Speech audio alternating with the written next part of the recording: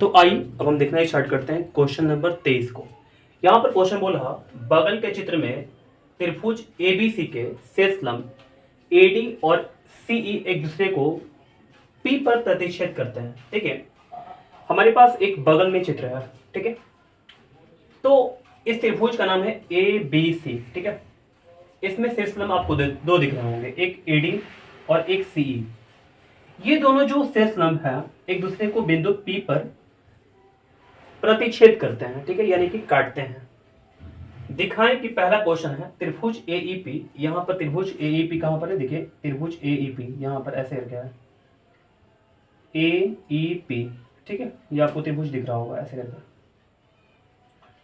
और फिर हमको देखना है समरूप त्रिभुज एडीबी। एडीबी कहां पर है, एडीबी। ठीक है, ऐसे देख सकते हैं, ये एडीबी है आपका। तो ये दो त्रिभुज को मुझे क्या करना है, समरूप प्रूफ करना है। ठीक है, मैंने आपको दिखा दिया कौन कौन से त्रिभुज, ये छोटा वाला और एक ये बड़ा वाला। ठीक है, ओके, अब आगे बढ़ते हैं हम लोग, देखिएगा। दूसरा नंबर क्वेश्चन बोला त्रिभुज पीडीसी। पीडीसी कहां पर है, पीडीसी। ठीक है, और यहां पर ये छोटा वाला त्रिभुज है ना। और त्रिभुज बीईसी। बीईसी कहां पर है, बीईसी ये वाला बड़ा वाला त्रिभुज है। ठीक है, अगर मैं आपको दिखाऊं तो ये वाला त्रिभुज और बड़ा त्रिभुज ये वाला, ये मुझे दोनों को समरूप प्रूफ करना है। आगे बढ़े हम, देखिएगा। तो सबसे पहले जो भी कुछ दिया रहेगा उसको पहले लिख लेंगे हम लोग। तो चित्र में त्रिभुज एबीसी के शेष लंब एडी और सीई एक दूसरे को पी पर प्रतिच्छेद करते हैं, ये दिया हुआ था हमारा। ठीक है, सिद्ध करना है पहला क्वेश्चन जो है वो त्रिभुज एईपी समरूप है त्रिभुज एडीबी के, ये मुझे सिद्ध करना है।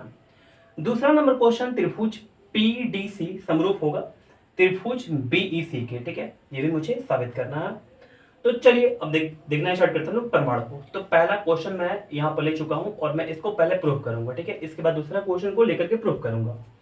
तो देखिए एईपी, एईपी आपको मैंने दिखाया कि ये वाला त्रिभुज है। ठीक है, और त्रिभुज एडीबी, एडीबी अगर मैं सही आपको बताऊं ना, थोड़ा सा इस फिगर को गहराई पूर्वक देखिए, ये वाला छोटा वाला और ये बड़ा वाला। ठीक है, तो दोनों में आपको ये जो ए है वो दोनों ही त्रिभुज में मिल जाएगा। दिख रहा है क्या आपको, त्रिभुज एईपी और क्या बोल रहा, त्रिभुज एडीबी, एडीबी, इसमें दोनों में आपको देखने को मिल जाएगा ये वाला जो ए है कोड। तो मैंने साफ साफ लिख दिया कि कोड जो ए है, कोड ए बराबर होगा दोनों त्रिभुज में, ये उभयनिष्ठ होगा। ठीक है, ओके, यहां तक समझ में आपको आ गया। इसके बाद अगर ध्यान दीजिएगा तो छोटा वाला त्रिभुज में ये वाला 90 डिग्री है आपका। ठीक है, और बड़ा त्रिभुज में ये वाला 90 डिग्री है। इसका मतलब क्या, यानी कि दोनों त्रिभुज में जो है समकोण बराबर है। ठीक है, ओके, तो यहां तक आपको बात समझ में आ गया। तो मैंने लिख दिया यहां पर कि एंगल या कोण आप बोल सकते हैं, कोण एईपी बराबर होगा कोण एडीबी के। कैसे, क्योंकि प्रत्येक 90 डिग्री है ना, यहां भी 90 डिग्री है, यहां भी 90 डिग्री है, क्योंकि लंबवत है तभी तो 90 डिग्री होगा। ओके, तो यहां तक आप बात समझ गया। अब देखिए दोनों त्रिभुज अब समरूप हो जाएगा। त्रिभुज एईपी समरूप त्रिभुज एडीबी हो जाएगा। कैसे, एंगल समरूपता से। ये दोनों त्रिभुज में था और यहाँ पर ये त्रिभुज में छोटा वाला त्रिभुज में था और ये वाला बड़ा त्रिभुज में था। ठीक है, तो एंगल से दोनों त्रिभुज क्या हो गया, समरूप हो चुका। उम्मीद करते हैं ये क्वेश्चन आप समझ गए होंगे अच्छा से। ठीक है, प्रूव्ड हो गया। अब देखिए दूसरा देखना स्टार्ट करते हैं। हमारे पास पीडीसी, मैंने आपको दिखाया था पहले पीडीसी, मैं फिर से दिखा दूंगा, पीडीसी ये वाला है। और त्रिभुज बीईसी, बीईसी कहां पर है, बीईसी ये वाला है। ठीक है, इस दो त्रिभुज की अगर बात करें ना तो हमारे पास ये जो कोण है ये उभयनिष्ठ है, दोनों में है। तो मैंने साफ साफ लिख दिया कि कोण सी बराबर कोण सी उभयनिष्ठ हो गया। इसके बाद कोण पीडीसी, देखिए पीडीसी कहां पर है, पीडीसी ये वाला कोण है। ठीक है, 90 डिग्री का। और कोण बीईसी, बीईसी कहां पर है, बीईसी यानी कि ये वाला कोण, दोनों में देखिएगा अगर तो ये प्रत्येक 90 डिग्री का है, क्योंकि दोनों लंबवत है। ओके, तो त्रिभुज पीडीसी जो होगा वो समरूप किसके हो जाएगा, त्रिभुज बीईसी के। तो ये कैसे हुआ, एंगल समरूपता से। ये भी हमारा प्रूफ हो चुका, प्रूफ मैंने लिख दिया यहाँ पर। ठीक है ना, ओके, तो उम्मीद करता हूं मैं कि ये 23 नंबर क्वेश्चन आपको अच्छे ढंग से समझ में आ गया होगा। तो आइए अब हम देखना स्टार्ट करते हैं क्वेश्चन नंबर 24 को। यहाँ पर क्वेश्चन बोला कि बगल के चित्र में यदि त्रिभुज ए बी ई समरूप है, समरूप नहीं है बल्कि सर्वागसम है, माफ कीजिएगा, ठीक है, त्रिभुज ए सी डी के, यानी कि हमारे पास दो त्रिभुज दिया हुआ है, एक ए बी ई कहाँ पर है, ये ए बी ई है, ठीक है, और त्रिभुज ए सी डी कहाँ पर है, ए सी डी यहाँ पर है, ए बी ई यहाँ पर है, ए सी डी यहाँ पर। अगर आप बोलिएगा तो मैं इसको ऐसे कर दे रहा हूँ, आपको समझ में आ जाएगा। ए बी ई और ए सी डी कहाँ पर है, ए सी डी हो गया हमारे यहाँ पर, ठीक है। चलिए, तो दोनों सर्वांगसम त्रिभुज है, ठीक है, ओके। दिखाएं कि त्रिभुज ए डी ई कहाँ पर है, ए डी ई ऊपर है हमारे पास, और त्रिभुज ए बी सी हमारे पास ये वाला है, ये दोनों समरूप होगा, ये मुझे दिखाना है, ठीक है। तो आपको पता होना चाहिए कि जब भी दो त्रिभुज सर्वागसम होते हैं, जैसे यहाँ पर बोला गया है कि दोनों के दोनों त्रिभुज सर्वागसम है, ठीक है, तो दोनों की जो संगत भुजाएं होंगी, दोनों त्रिभुज की जो संगत भुजाएं होंगी वो बराबर होंगी, और दोनों के संगत जो कोण होंगे ना वो बराबर होंगे। इसके बारे में मैंने इंट्रोडक्शन बताया था, फिर से एक बार बता दिया अच्छा से। तो चलिए अब हम आगे देखना स्टार्ट करते हैं। देखिएगा, जो कुछ भी दिया रहेगा उसको हम लोग पहले लिख लेंगे। जैसे हमारे पास दिया हुआ था चित्र में, ये चित्र है हमारे पास, त्रिभुज ए बी ई सर्वागसम है त्रिभुज ए सी डी के, ठीक है। ये जो ऊपर बात लिखा था मैंने यहाँ पर लिख लिया, ठीक है।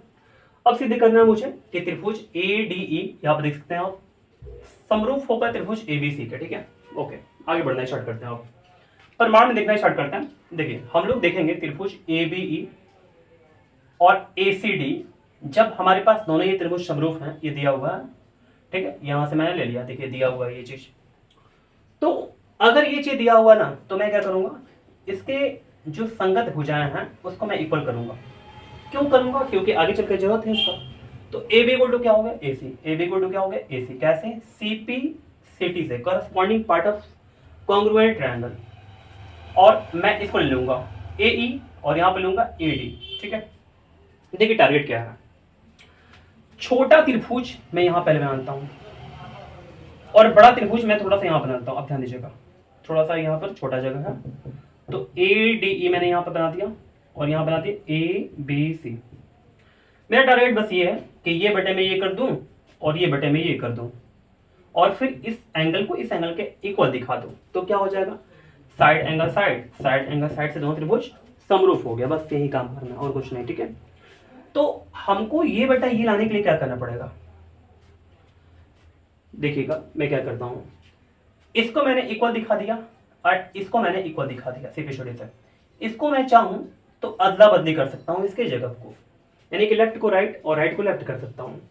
एडी इधर आ जाएगा और ए यहां पर आ जाएगा, इसको समीकरण 2 बनाएंगे। अब देखिए हमारा ये वाला कैसा आएगा, यानी कि एडी बटे में ए बी और ए बटे में ए सी कैसा आएगा, देखिएगा बहुत ही आसान है। समीकरण 2 में समीकरण 1 से भाग देने पर, समीकरण 2 हमारे पास कहां पर है, यहां पर है। समीकरण 1 कहां पर है, यहां पर है। इसमें समीकरण 2 में समीकरण 1 से भाग दीजिएगा, तो एडी बटे में क्या हो जाएगा, ए बी, ए बटे में क्या हो जाएगा, ए सी हो जाएगा, ठीक है, ओके। एडी बटे में ए बी, एडी बटे में ए बी, ए बटे में ए सी, ए बटे में ए सी, ये मुझे करना था, मैंने कर दिया, ठीक है, दोनों इक्वल मैंने कर दिया, ठीक है। अब देखिए ये जो कोण एंगल ए है ना, आप देख सकते हैं दोनों ही त्रिभुज में बराबर है, यानी कि उभयनिष्ठ है, आप बोल सकते हैं ये बात। ये दोनों क्या है, उभयनिष्ठ है, यहाँ पर लिख भी दीजिए, अच्छा रहेगा आपके लिए, ठीक है। तो उभयनिष्ठ हो गया हमारे पास ये वाला। तो अब मैं बोल सकता हूं कि दोनों त्रिभुज ए डी ई जो समरूप होगा त्रिभुज ए बी ई के होगा, कैसे, साइड एंगल साइड समरूपता से, प्रूव हो गया। तो उम्मीद करता हूं ये क्वेश्चन नंबर 24 और इसके पहले जो क्वेश्चन नंबर 23 था, आपको दोनों ही अच्छे ढंग से समझ में आ गया होगा, ओके।